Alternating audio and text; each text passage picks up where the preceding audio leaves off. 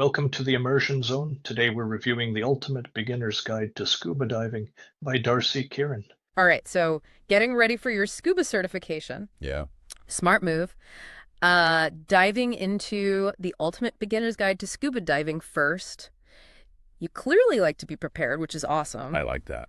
We're going to take those hundreds of pages Right. and we're going to distill them down to the most essential insights so you feel confident and excited for your underwater adventures, not overwhelmed. Yeah, that proactive approach, that's exactly what the book emphasizes. It's not just about checking boxes and getting that C card. It's about really building a foundation for a lifetime of safe and enjoyable diving. Okay, that makes sense. So where does that foundation start? Well, the book really hammers home the idea of finding an instructor who's more like a coach, someone who's really invested in your long-term development, not just rushing you through the certification process. So instead of just teaching you to dive, they teach you how to learn to dive. Exactly. Think about mastering buoyancy control. The book argues it's like finding your balance point on a bicycle. Oh. It takes practice and those tiny adjustments until it becomes second nature. A good coach will guide you through that process. That's a great analogy. But if it's that nuanced, it makes you wonder about those dive centers that seem to churn out certifications super fast. Yeah, and it's alarming that a recent survey by the Business of Diving Institute found that 63% of dive instructors believe that entry-level scuba courses are generally low quality. Wow. Which really highlights the book's point about finding an instructor who's truly invested in your development, not just handing you a C card. So how do you find that, coach-like instructor? Does the book offer any tips? Yeah, it recommends looking beyond the flashy marketing and really focusing on things like the instructor's experience, their teaching style, and their commitment to ongoing education. Do they encourage questions and create a really supportive learning environment? Those are good signs. Okay. Speaking of learning and feeling prepared, there's this idea that scuba diving is effortless, almost magical. Just strap on a tank and you're gliding through coral reefs like a mermaid. Right. But the reality is, as the book points out, a bit more challenging. Yeah. It takes time, it takes practice, and a real commitment to understanding the fundamentals of safety and skill development. It's funny. I almost quit after my first dive. The instruction wasn't great. I felt totally unprepared and I panicked a bit underwater. So the whole easy breezy image vanished pretty quickly for me. I can understand that. That's why the book stresses the importance of mental preparation and understanding the why behind safety rules, not just blindly following them. Okay, so if diving isn't as easy as it looks, who can we rely on for support underwater? That's where the buddy system comes in, right? Absolutely. The book emphasizes that it's more than just diving close to someone. It's about clear communication, understanding each other's gear, and knowing that you can really rely on each other in any situation. What qualities would make you feel safe and confident with a dive buddy? For me, it starts with open and honest communication. Being able to discuss any concerns, both before and during the dive. Plus, familiarity with each other's gear configuration is critical. Yeah. In an emergency, you don't have time to fumble around trying to figure out how your buddy's equipment works. Yeah, that makes total sense. Knowing your buddy's setup inside and out is just as important as knowing your own.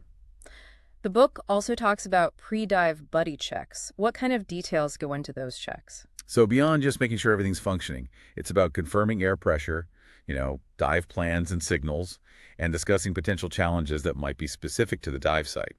And, most importantly, making sure everyone feels comfortable and confident about the dive. Right. No one wants to feel pressured to go beyond their comfort zone. Exactly. And the book really cautions against peer pressure. It emphasizes that any diver can call a dive at any time, no questions asked. Now, were there any skills in the book that you felt should be taught more thoroughly in the basic courses, like things that seasoned divers know but aren't always explicitly covered? Buoyancy control and trim come to mind.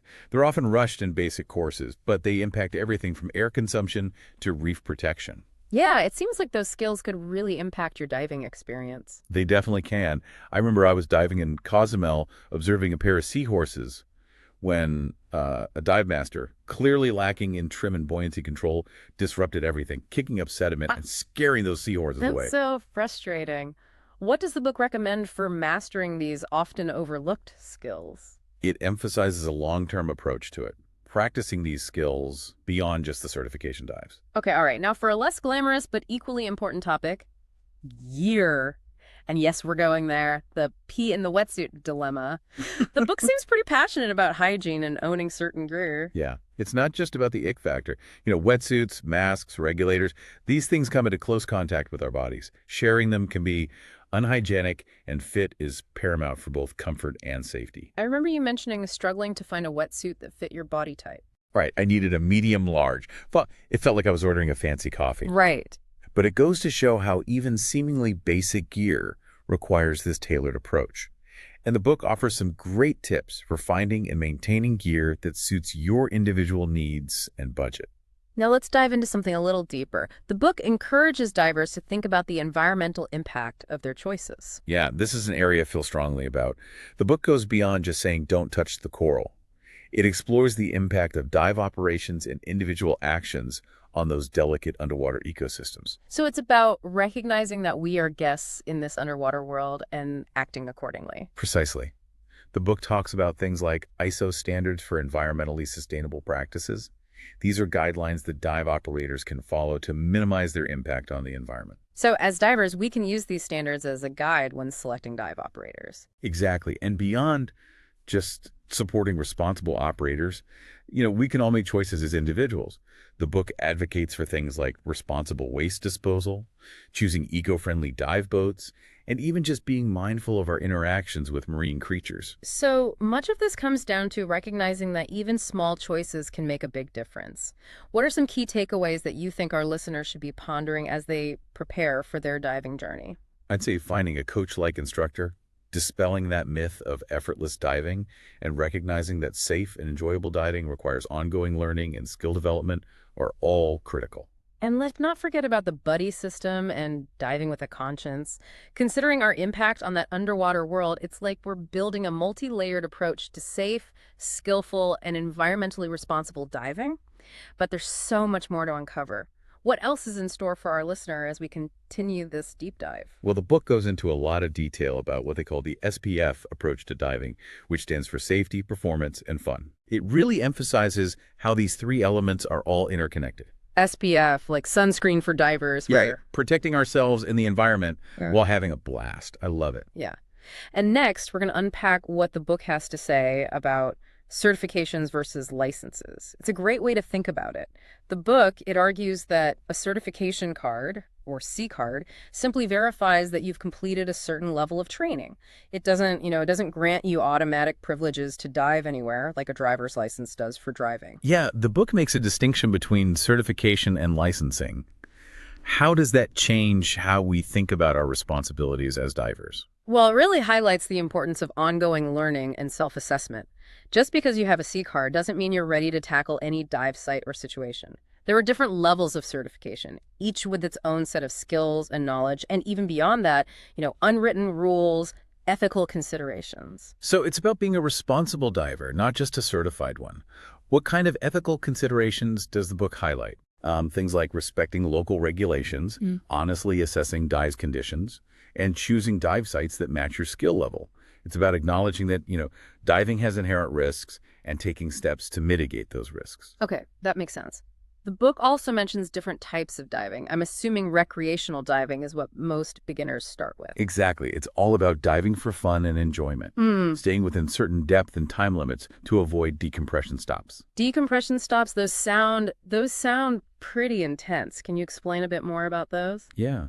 It has to do with how our bodies absorb and release nitrogen while diving. Imagine, like a soda bottle. When you open it up, the pressure is released and bubbles form as the carbonation escapes. Okay, I can picture that. Our bodies are kind of like that soda bottle. As we dive deeper, the increasing water pressure causes nitrogen to dissolve into our tissues. If we ascend too quickly, that nitrogen can come out of solution, forming bubbles in our bloodstream, which can lead to decompression sickness, also known as the bends. So decompression stops are like those pauses that we take to let the bubbles in the soda settle before we take another sip. That's a great way to think about it.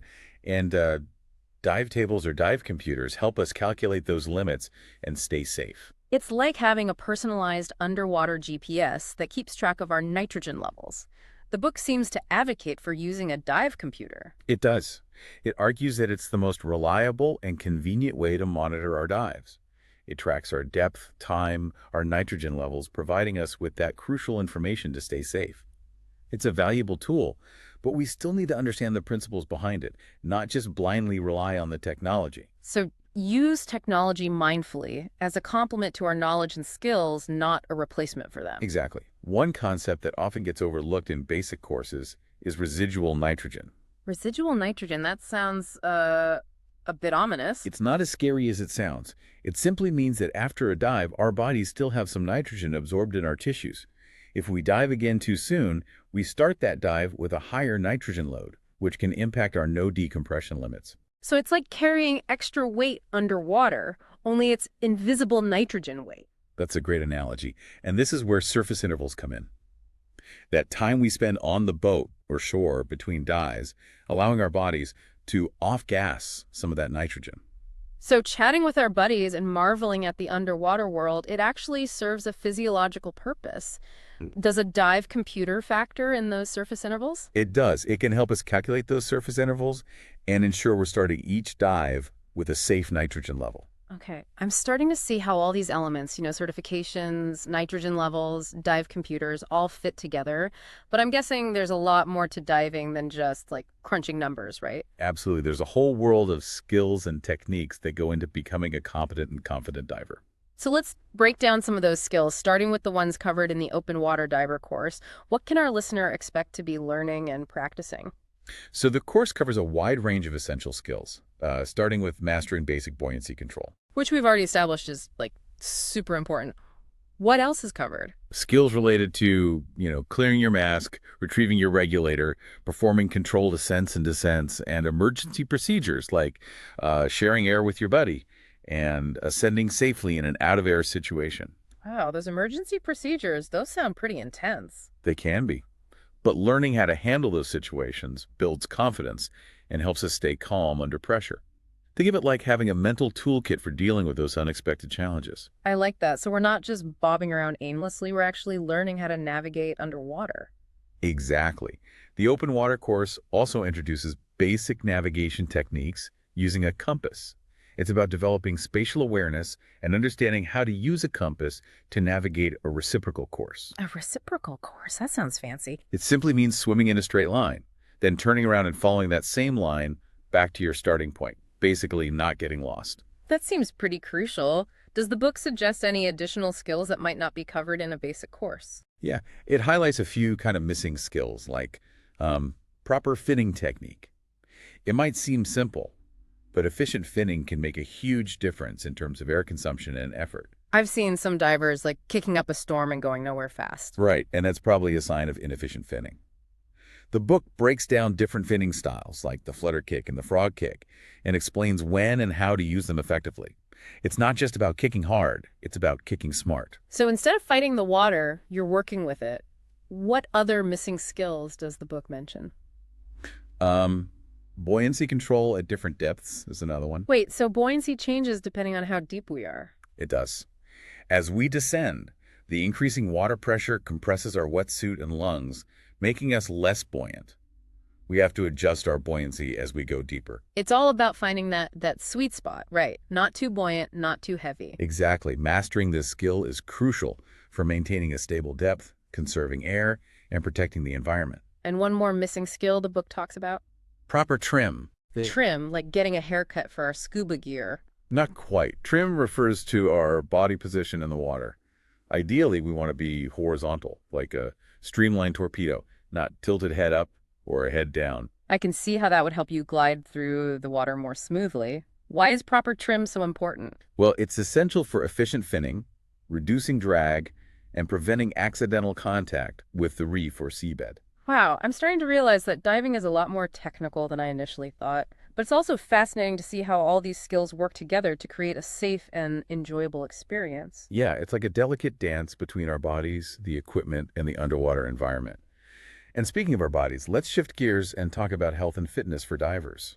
Okay, what kind of things should we be thinking about in terms of our physical and mental well-being before we even, strap on a tank? For starters, it's essential to be in reasonably good physical shape.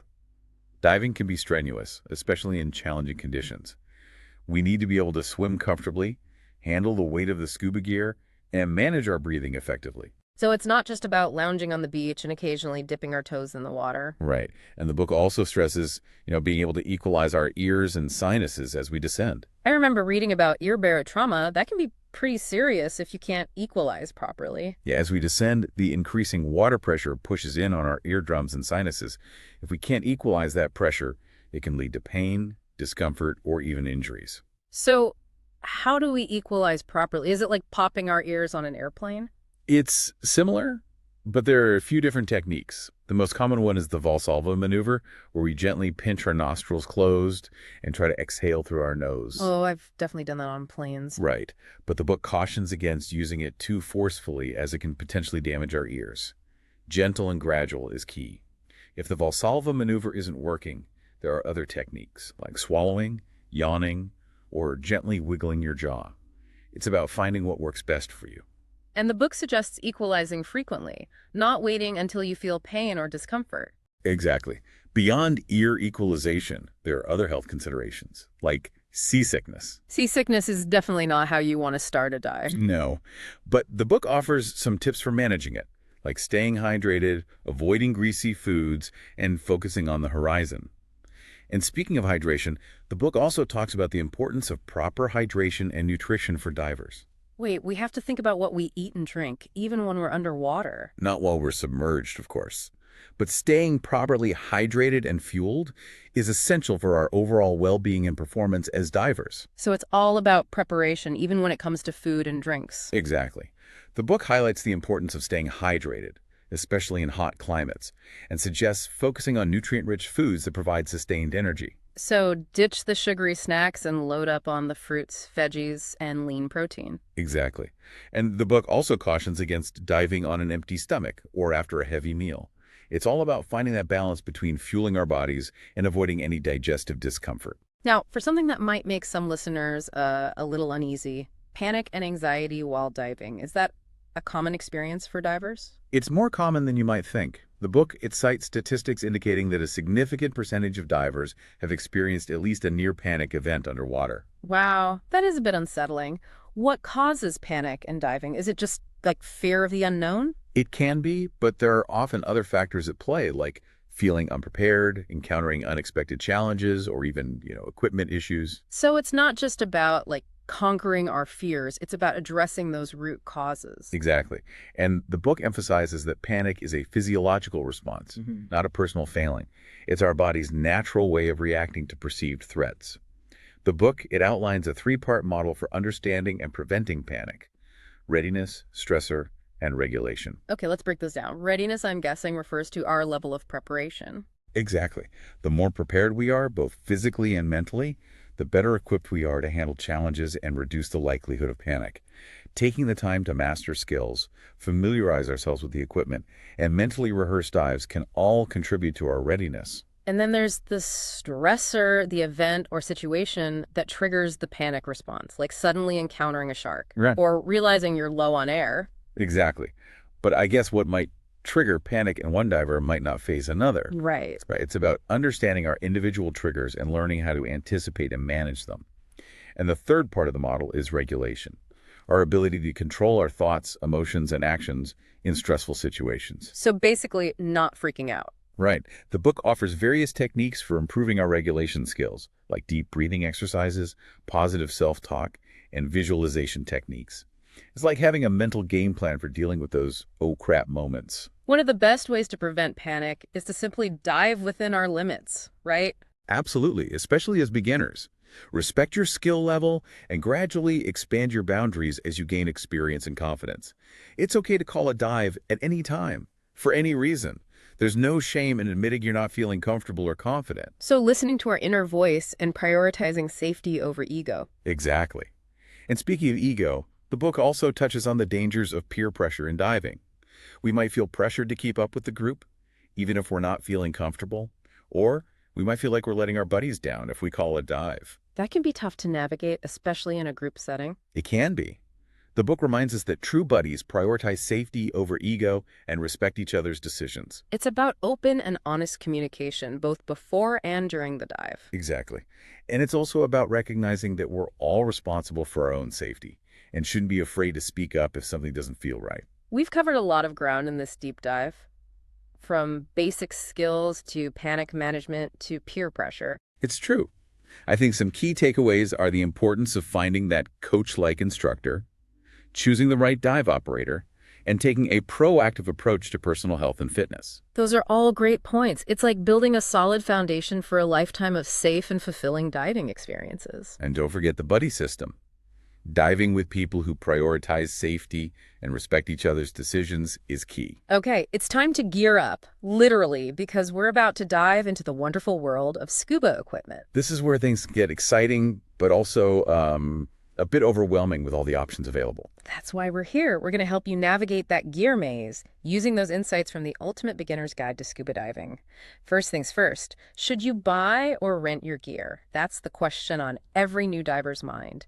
Does the book recommend buying or renting? It makes a strong case for owning certain pieces of equipment, especially for hygiene and fit reasons. Okay. We've already talked about the ick factor of sharing certain gear like wetsuits. What else falls into that must-own category? Yeah. Wetsuits, masks, regulators, and snorkels are all considered hygiene items. And having gear that fits properly is crucial for both comfort and safety. I can imagine a leaky mask or an ill-fitting wetsuit could ruin a dive. Absolutely, and those issues can compromise your safety too. Okay, so where do we even start? There are so many brands and types of gear out there. It's overwhelming. Yeah, it can be. The book does a great job of breaking down the main gear categories and explaining the key considerations for each one. Let's dive into the specifics, starting with masks. What should we look for in a good mask? The most important factor is fit. The mask should seal comfortably on your face without any gaps or leaks. No underwater surprises. Right, makes sense. Beyond fit, are there other things to consider? Definitely. Lens type, skirt material, and strap design all play a role. Okay. I remember reading about different lens types, like clear versus tinted. What's the difference? Clear lenses are great for maximizing light transmission, which is ideal in most diving conditions. Tinted lenses can reduce glare and enhance contrast, which can be helpful in bright, sunny conditions or when diving in murky water. Okay. And the book recommends black skirts for masks. Why is that? Those clearer, colorful ones look pretty cool. It's about reducing distractions and maximizing your field of vision. Black skirts minimize internal reflections and help you focus on that underwater world. Okay. It's like wearing blinders, but in a good way. Okay. Masks. Check. What's next on our gear list? Fins. Essential for, propelling ourselves through the water. I'm assuming like masks, there are different types of fins to choose from. There are. The main distinction is between full-foot fins and open-heel fins. Full-foot fins are the ones that slip on like shoes, right? Exactly. They're great for warm water diving where you don't need booties, Mm-hmm. but they can be a bit challenging to walk in on land. I can imagine. What about open heel fins? Those are designed to be worn with booties, which provide warmth and protection for your feet in colder water, or when walking on rocky shores. And the book stresses that fin fit is just as important as mask fit. Absolutely. Fins that are too loose can slip off, while fins that are too tight can restrict circulation and cause cramps. So no Goldilocks fins here. We need to find that perfect fit. What else should we consider when choosing fins? Fin length, blade stiffness, and strap type are all important factors. I imagine longer fins provide more power. They do, but they can also be more challenging to maneuver in tight spaces, like shipwrecks or coral reefs. Right. It's about finding the right balance between power and agility. So with fin selection, do you prioritize power over maneuverability or vice versa? It really depends on the type of diving you plan to do. For most recreational diving, a balance of power and agility is ideal. What about blade stiffness? Stiffer blades provide more propulsion, but they also require more effort from the diver. So strong legs are a plus. They can be helpful, and the book recommends spring straps over traditional rubber straps for fins. They're easier to adjust and more comfortable to wear. All right. Fins, check. Let's move on to the big one. Regulators. This is where things get a bit more technical. Yeah. The regulator is our lifeline underwater. It delivers air from the tank to our mouths. No pressure. Right. The book really emphasizes choosing a high-quality regulator that's been properly serviced and maintained. It cautions against renting regulators because they aren't always cleaned or maintained to the same standards as personal gear. Okay, so owning your regulator is the way to go. What should we know about regulators before we, buy one? The book goes into detail about the different components of a regulator, like the first stage, the second stage, and the alternate air source. The alternate air source is that octopus thingy, right? The one we use to share air with our buddy in an emergency. Exactly. It's essentially a backup second stage that allows us to provide air to a buddy who's run out, a crucial piece of safety equipment. Okay, regulators.check. What other essential gear items are left? Well, we've got buoyancy compensators, dive computers, and weight systems. Buoyancy compensators, those are the vests we wear, right? They are. They help us control our buoyancy in the water, allowing us to float, sink, or hover at different depths. They're like our personal submarines. Yeah.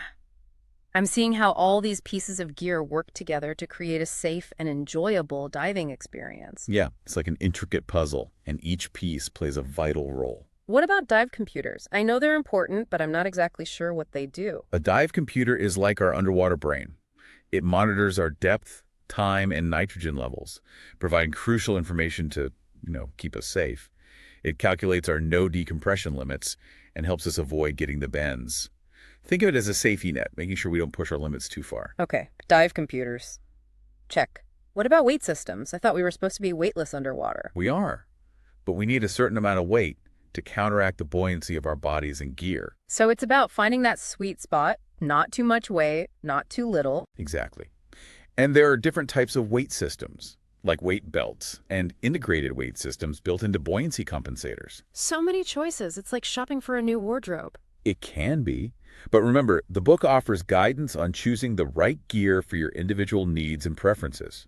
It also stresses properly maintaining and caring for our gear. So it's not just about buying the gear, it's about being responsible owners and keeping it in tip-top shape. Exactly. Regular rinsing, cleaning, and servicing can prolong the life of your equipment and ensure it's functioning properly. With proper care and maintenance, your gear can become a trusted companion on countless underwater adventures. Well, that wraps up our deep dive into the ultimate beginner's guide to scuba diving.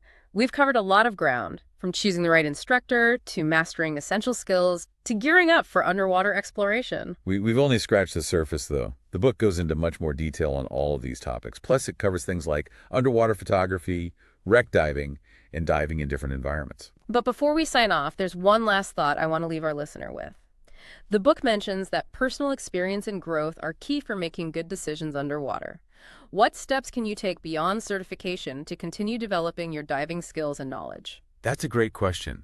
I think it's important to seek out opportunities for continued learning, whether that's taking advanced courses, participating in guided dives, or simply practicing your skills in a controlled environment like a pool. And remember, you can always connect with the diving community, find mentors, and share experiences with fellow underwater enthusiasts.